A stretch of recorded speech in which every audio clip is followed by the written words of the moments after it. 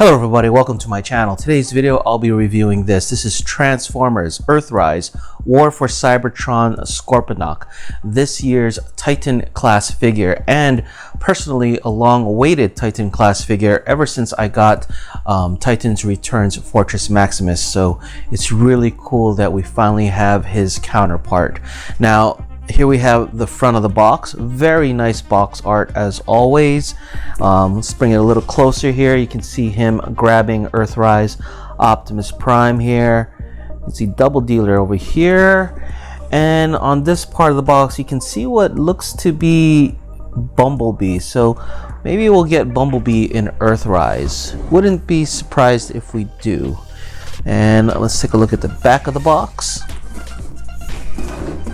The back of the box, we have Scorponok in all his modes, robot, scorpion, base mode, and something a little new for this character is that he is a double Titan Master, where Scorponok's head transforms into a small robot and that small robot's head transforms into a smaller Titan Master.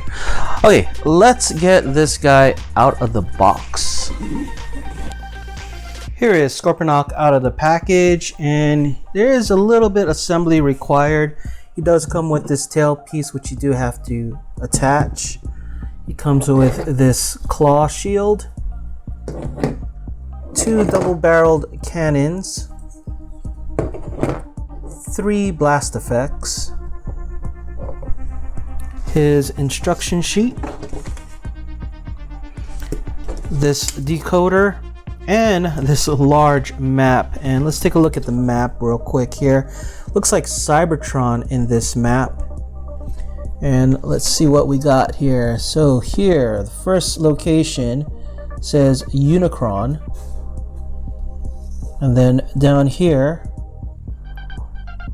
this says Space Bridge. Next one says Arc.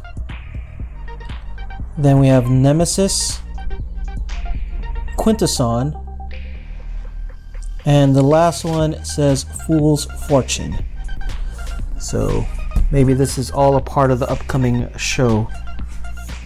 Yeah, you got Scorponok all assembled, but before we look at the main robot, let's take a look at his head component, also known as Lord Zarek. Here we have Lord Zarek in his head mode, and I really like the design. It's very nice and clean. I mean, let's get here's Fortress Maximus's head, Cerebros. If you look at the two head designs from the back, you know, Fort Max is kind of messy. You can see the hands sticking out, the legs and stuff, but Lord Zarek's head mode is a lot more clean and a lot more neat. One thing is cool, you can lift up the visor and you can see the optics of the robot. Check that out. Looks very cool. Actually, it looks a little bit more menacing. Okay, let's take a look at Lord Zarek in robot mode. Okay, here is Lord Zarek in robot mode, and I gotta say he is kind of plain, very much lacking in paint apps, or I guess he does have detail, but it'd be nice if he had some more paint apps, at least a Decepticon symbol somewhere here. Let's take a closer look at the head sculpt. Very nice. But yeah, very plain. Now the cool part is he looks pretty much like a large G1 Lord Zarek Headmaster in terms of design, with this panels here and over here. So he looks like an upscaled version of the G1 Headmaster. Let's actually take out his head and kind of look at him from this part. Yep, it's like a mini-me, so somewhat. But very cool looking, but again, hopefully Toy Hacks will fix the lack of detail on this figure. Now he is a parts former. The antenna does come out from these ports here and plug in to the side. Now if you don't want him to be a parts former, you could probably just leave it here if you want, but I think the look is a lot cleaner like this. Okay, let's get on to articulation. The head, unfortunately, because of these parts, you can't rotate 360. The arm can rotate 360. He can go up this much at the shoulder. He does have bicep rotation. It's very tight. Double jointed elbow, mainly due to transformation. No wrist rotation, mainly due to transformation. He can rotate 360 at the waist. Definitely he can do the splits. He can kick this much, bend at the knee.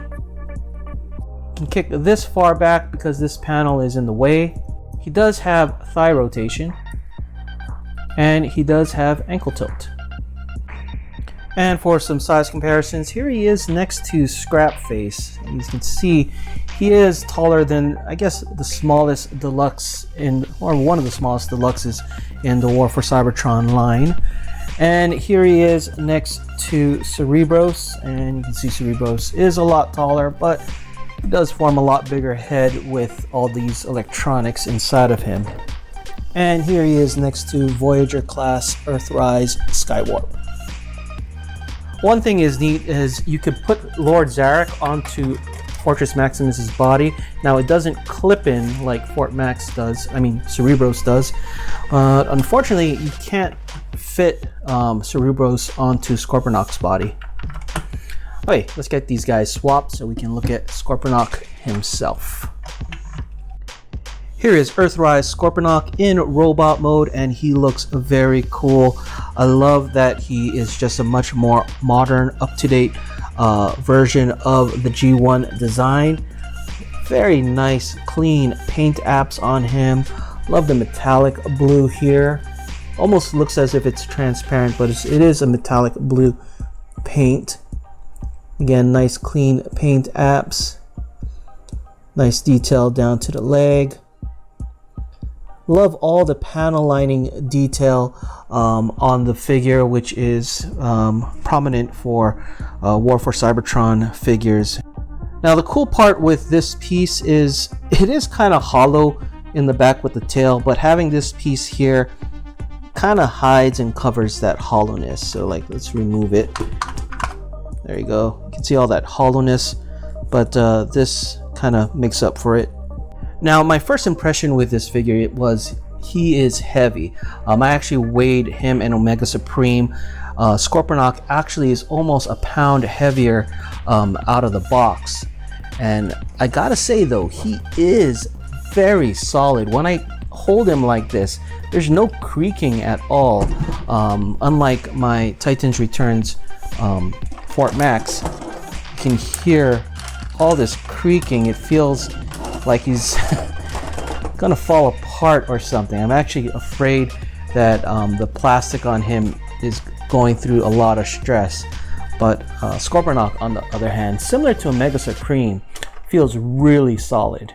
Now, besides the cannons that are included on his shoulders, unfortunately Scorponok does not have a handheld weapon. He can, however, remove this piece from the back and these pieces from the leg and combine what eventually becomes tower pieces together, and this back piece to form a large shield which can attach to Scorponok on the side of his arm. There you go. And this is probably the only weapon he has, a handheld weapon. Now later on, when Fast Track is released, he'll be able to use him as a spear. Hopefully a third-party company will give us a handheld rifle for Scorponok. Okay, on to articulation for Scorponok. The head can rotate 360, and he does have a little bit of a tilt. The arm can rotate 360, but it's at an angle. As you can see here, if you raise it all the way up, it's at this angle. So in order to clear the backpack, you have to move it around, but it can rotate 360. The arm can go up to the shoulder. It does have 360 rotation at the elbow. Can bend the elbow at 90 degrees. No wrist rotation, but you do get a lot of articulation at the claw level here. The waist can rotate 360. You can do the splits, and check how strong that joint is. It's holding its own weight. He does have thigh rotation. Can kick this far up, and again, very strong joints carrying its own weight. And he can kick this far back. He does have a double knee bend, but that's mainly due to transformation. And he does have ankle tilt. And for some size comparisons, here is Scorponok next to last year's Titan class figure Omega Supreme. Here he is next to Rejecticon, and as you can see, Scorponok is the tallest Titan class Decepticon figure to date. And here he is next to his Autobot counterpart, Fortress Maximus. And for some further size comparisons, here he is next to Double Dealer, Scrapface, and Thundercracker. Here is Earthrise Scorponok in his base mode. Very cool looking, very true to the original G1 design. A couple cool things in here. You can lift this panel up. See if I can get that in camera. And you can actually store Black Zarek in head mode into the chest of Scorponok in base mode. Take a quick look at the base mode from the front. You can see the claws, of course, become the towers. Something a little bit different is the two cannons actually provide support for these panels, which become the tower. Now, a little disappointing is that these panels are very thin, so it's really like a Hollywood set here, where you just have the front, but the back is really nothing. He does have some Titan Master pegs throughout, but not that much. It's very hard to find. The other thing that's a bit hard to find are some the smaller 3mm blast effect pegs. I found two here, one over here, but I guess because these are the larger ones, you can plug them into any 5mm port as well. So there are some over here. So I kind of wish Scorponok came with a bit more blast effects. He unfortunately only came with 3.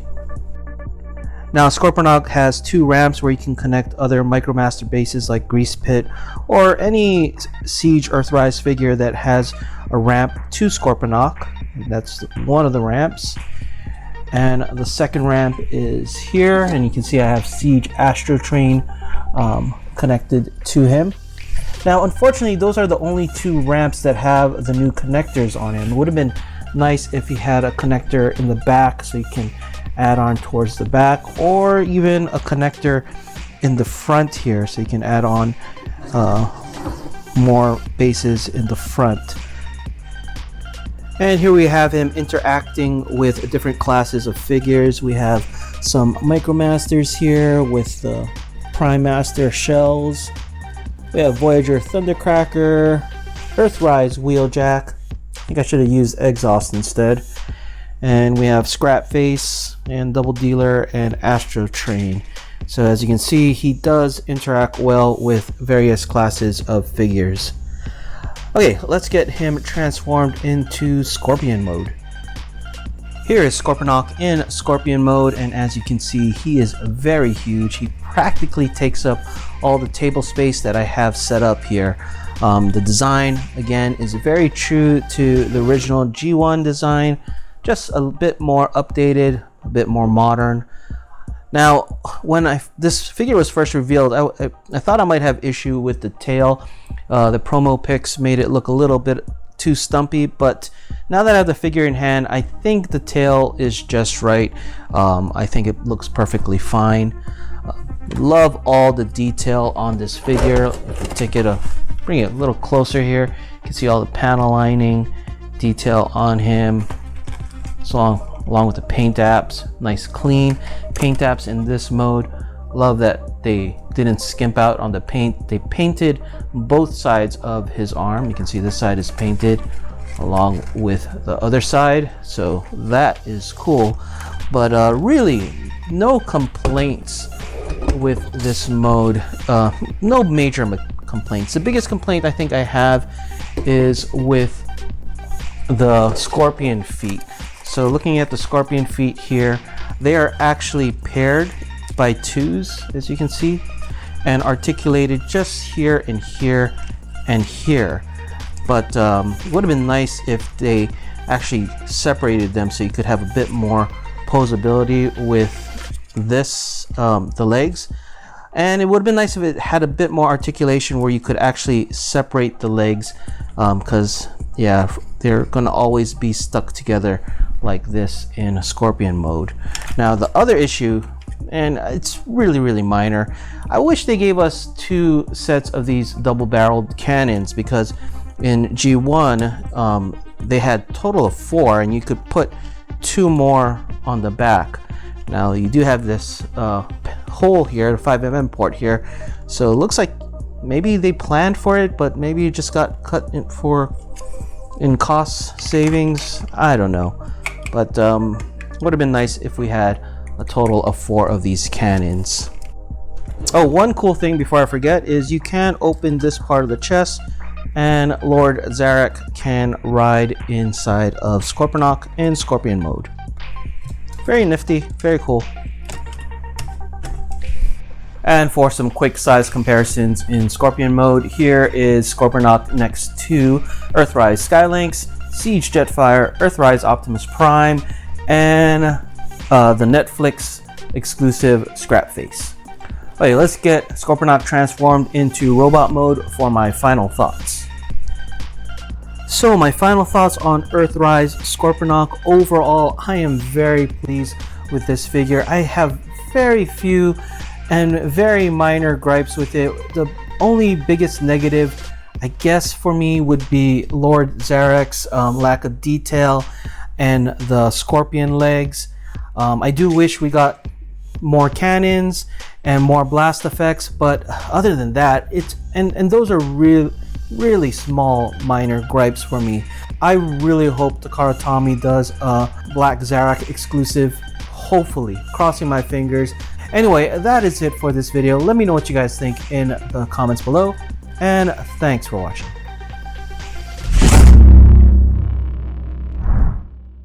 If you enjoyed this video, please give it a like and subscribe. Follow us on social media and check out our Discord. Links in the description below.